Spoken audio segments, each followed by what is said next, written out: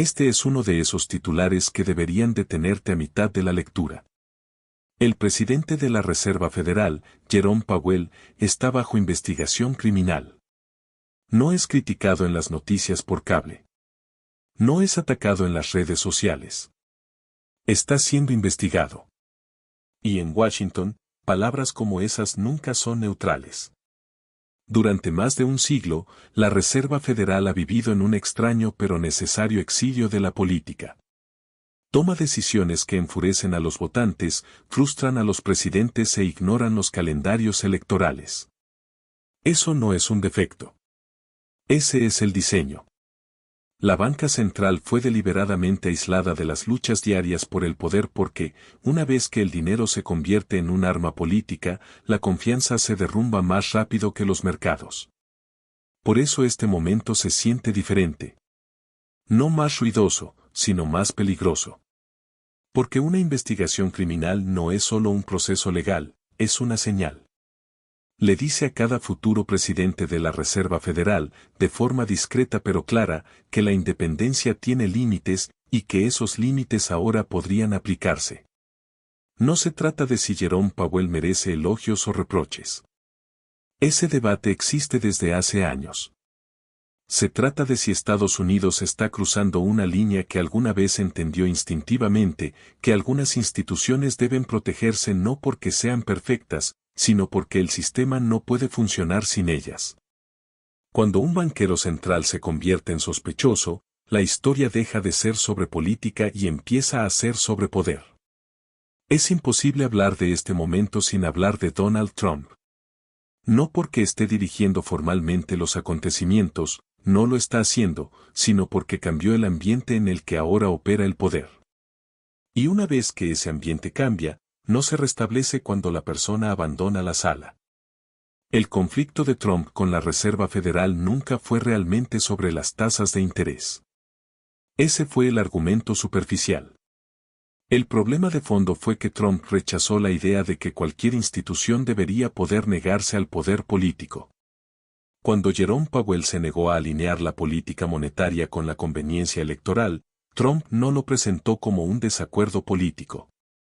Lo presentó como una traición. Esa distinción importa.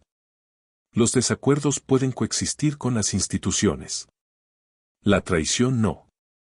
Lo que Trump normalizó, quizás más que cualquier presidente moderno, fue la creencia de que la independencia en sí misma es sospechosa.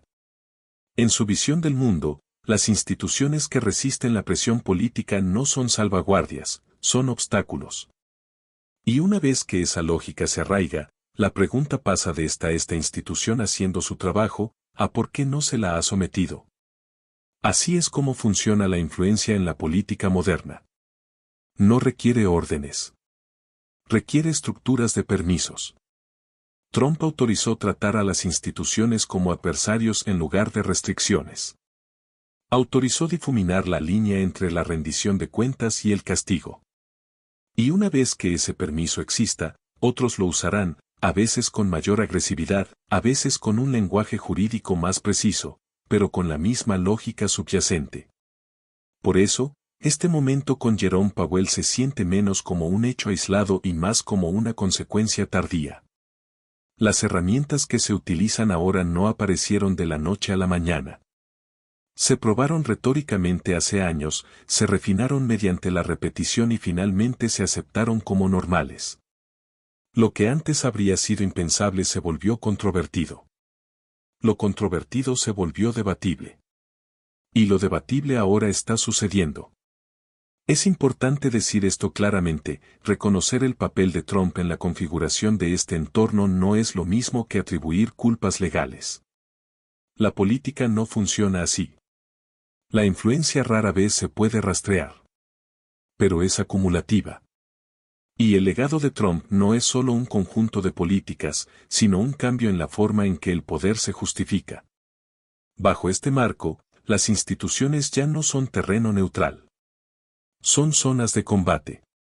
La Reserva Federal, los tribunales, la administración pública, no se asume que actúen de buena fe a menos que se alineen con los resultados políticos. La neutralidad se considera encubrimiento. La independencia, arrogancia. Y una vez que se acepta esa visión del mundo, la investigación criminal se convierte en algo más que un mecanismo legal. Se convierte en una señal. Un recordatorio. Una advertencia. No necesariamente para Jerome Powell como individuo, sino para cualquiera que pueda ocupar ese puesto en el futuro. Así que la pregunta no es si Trump está detrás de esta investigación. La pregunta más importante es si el sistema ahora funciona como si nunca se hubiera ido. Porque si el poder ya no siente la necesidad de pedir permiso antes de cruzar los límites institucionales, entonces lo que estamos presenciando no es caos. Es una nueva normalidad, una mucho más disciplinada, mucho más peligrosa y mucho más difícil de revertir. Existe la tentación de detener la conversación en cuanto aparecen las palabras investigación criminal. Decir, bueno, si hay una investigación, debe haber una razón y dejarlo ahí. Pero ese instinto, por comprensible que sea, pasa por alto algo esencial sobre cómo funciona realmente el poder. Una investigación criminal no es un veredicto. Ni siquiera es una acusación. Es un proceso. Pero también es un mensaje. Y en los sistemas políticos, los mensajes importan tanto como los resultados, a veces más. Porque mucho antes de que se establezcan los hechos, el propio acto de investigación transforma el comportamiento. Aquí es donde reside el peligro.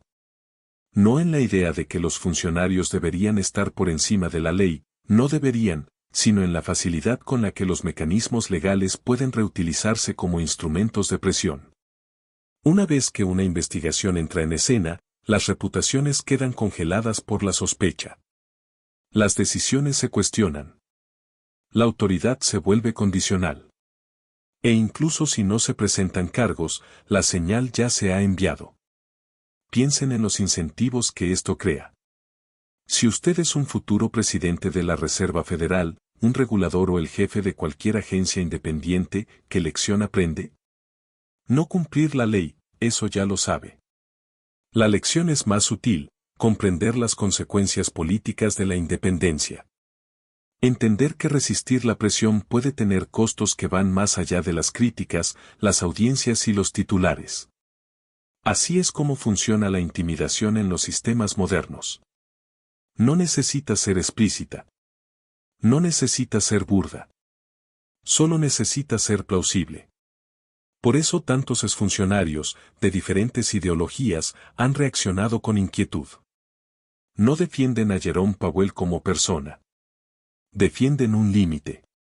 Una comprensión compartida de que, si bien las investigaciones a veces son necesarias, deben desplegarse con extraordinaria moderación cuando interfieren con la independencia institucional. Porque una vez que esa moderación desaparece, rara vez regresa por sí sola. También hay una ironía más profunda aquí. Cuanto más agresivamente se utiliza el lenguaje legal para resolver disputas políticas, más débil se vuelve la propia ley. Las herramientas legales adquieren legitimidad gracias a su aparente neutralidad. Cuando esa neutralidad se erosiona, la confianza no se derrumba de la noche a la mañana, sino que se desvanece silenciosamente, decisión tras decisión. Y esa erosión no se detiene en una sola institución. Si la Reserva Federal puede verse arrastrada a este terreno, ¿por qué no los tribunales? ¿Por qué no los fiscales? ¿Por qué no los administradores electorales? Cada caso puede justificarse individualmente. Cada uno puede defenderse con argumentos técnicos. Pero los sistemas no fallan por un solo acto injustificable. Fallan porque demasiados actos justificables apuntan en la misma dirección. Así que la pregunta que deberíamos hacernos no es, ¿es legal esta investigación? Probablemente lo sea. La pregunta es si es sensata. Si fortalece el sistema o le enseña algo peligroso. Si impone la rendición de cuentas o la redefine como obediencia. Porque una vez que el proceso penal se convierte en una respuesta rutinaria al desacuerdo institucional, la independencia deja de ser un principio. Se convierte en un cálculo de riesgos. Y cuando eso sucede, la ley ya no está por encima de la política. Está dentro de él, armado, poderoso y cada vez más difícil de distinguir de la lucha que se supone debía regular. Una de las primeras preguntas que la gente se hace en momentos como este es simple: ¿cómo están reaccionando los mercados? Y hasta ahora, la respuesta parece casi decepcionante. Sin pánico. Sin colapso. Sin alarmas rojas. Para muchos observadores, esa calma parece una prueba de que el sistema se mantiene. Pero esa interpretación malinterpreta lo que hacen los mercados y lo que no. Los mercados son excepcionalmente buenos para calcular el precio de las cifras: inflación, tipos de interés, beneficios, diferenciales de riesgo. Están mucho menos preparados para calcular el precio de algo más abstracto: el deterioro institucional. No existe un símbolo de cotización para la credibilidad.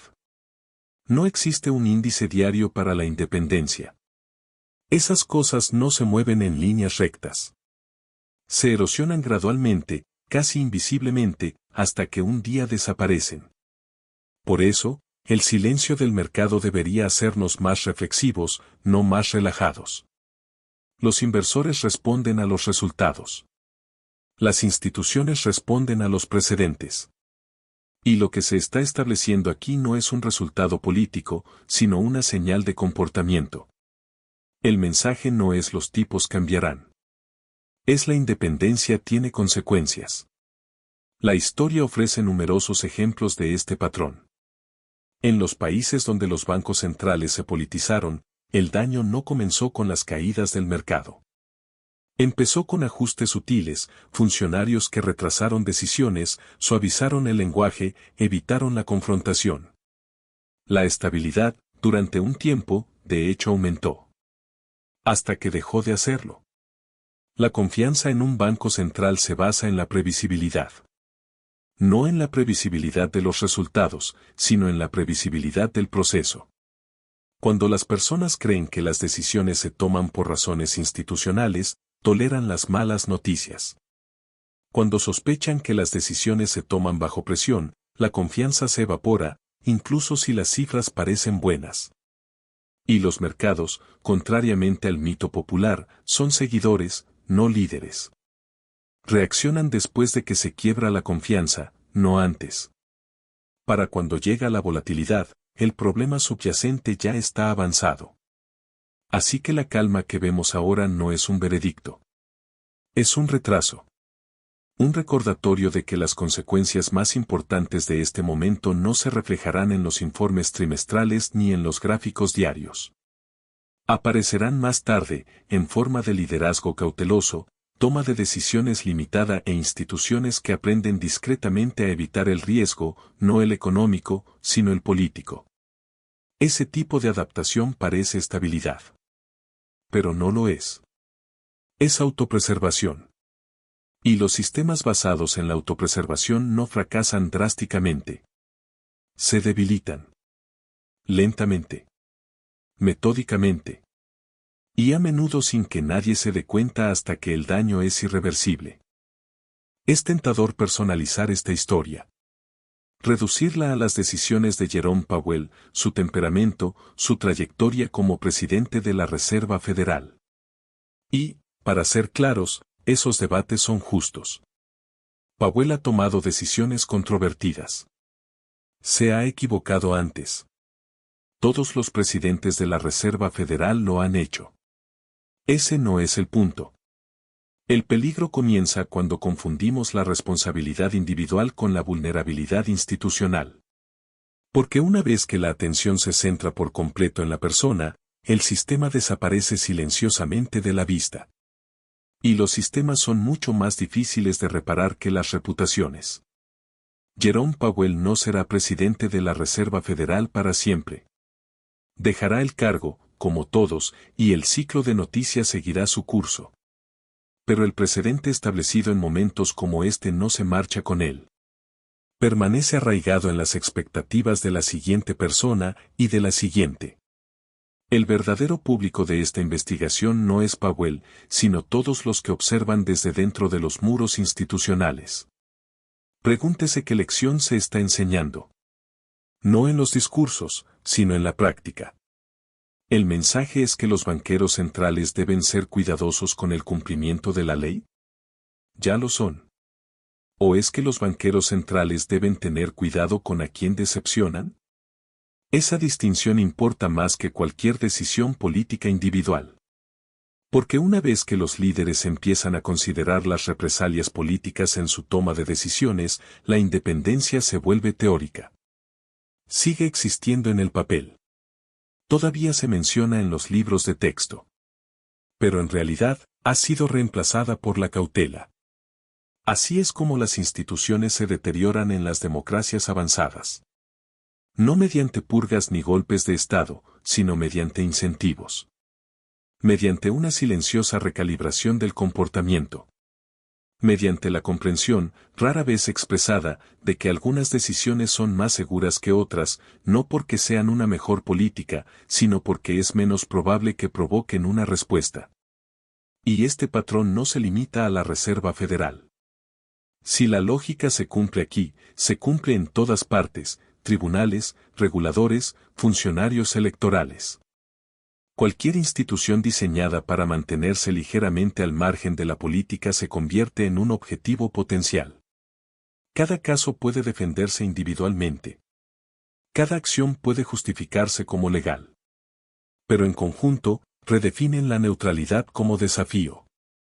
Así que no se trata de si Jerome Powell merece compasión o crítica. Esa es la pregunta más insignificante. La más importante es si Estados Unidos todavía cree que algunos roles deben protegerse de consecuencias políticas directas para que el sistema funcione. Porque cuando cada posición depende de la alineación política, la independencia deja de ser un principio. Se convierte en una apuesta. Y los sistemas basados en apuestas no perduran. Las democracias rara vez colapsan como la gente imagina. No hay un momento dramático único. No hay sirenas. No hay un anuncio claro de que se ha perdido algo esencial. Lo que sucede, en cambio, es más lento, más silencioso y mucho más fácil de justificar a cada paso. Cada acción a lo largo del camino tiene una razón. Una explicación. Una base legal. Eso es lo que hace que el proceso sea tan difícil de resistir. Nadie tiene que declarar intenciones hostiles hacia el sistema. Solo tienen que insistir, repetidamente, en que esta vez es diferente. Que las circunstancias son excepcionales. Que las reglas, aunque todavía se respetan en teoría, deben ceder en la práctica. Con el tiempo, esas excepciones comienzan a parecerse a normas. Las líneas que antes parecían sólidas se vuelven negociables. Los límites que antes restringían el poder se tratan como inconvenientes. Y como los cambios llegan de forma gradual, rara vez provocan la resistencia que provocan las crisis repentinas. Por eso momentos como este importan más de lo que parecen a primera vista.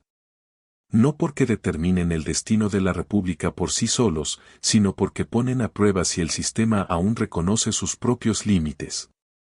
Si la moderación aún se valora, incluso cuando la presión la vuelve incómoda. Los fundadores comprendieron esta dinámica intuitivamente. Se preocuparon menos por los tiranos que por los incentivos. Por lo que sucede cuando la ambición ya no se ve limitada por las normas, sino fomentada por el éxito. Las leyes pueden restringir el comportamiento, pero solo las normas restringen la intención.